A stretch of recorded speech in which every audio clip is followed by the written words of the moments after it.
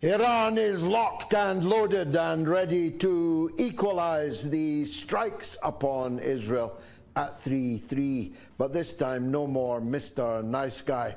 They are warning of a devastating and exceedingly painful retaliation.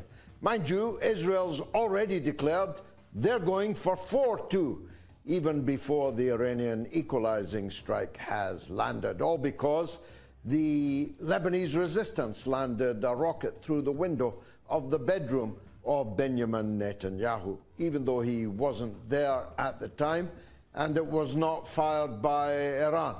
Netanyahu is gung-ho for war right across the region, but the Americans ain't so keen.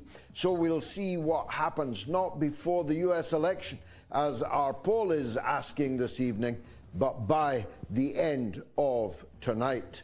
Speaking of the US election, not since Muhammad Ali flattened George Foreman in the rumble in the jungle has there been a comeback like the one that Donald Trump now stands on the brink of making.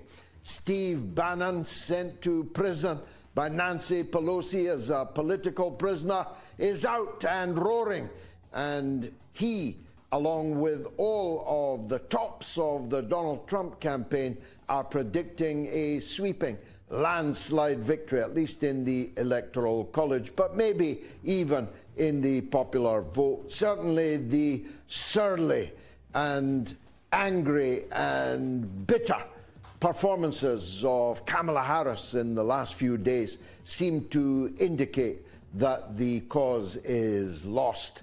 And Joe Biden, who might well have been saying, it should have been me, he might well have been saying, I would not be as far behind, at least, as Kamala Harris now appears to be, appears on television in, if you see the full interview, in a pitiful state of mental derangement, but in the course of which he calls Trump's half the country, at least half the country, garbage.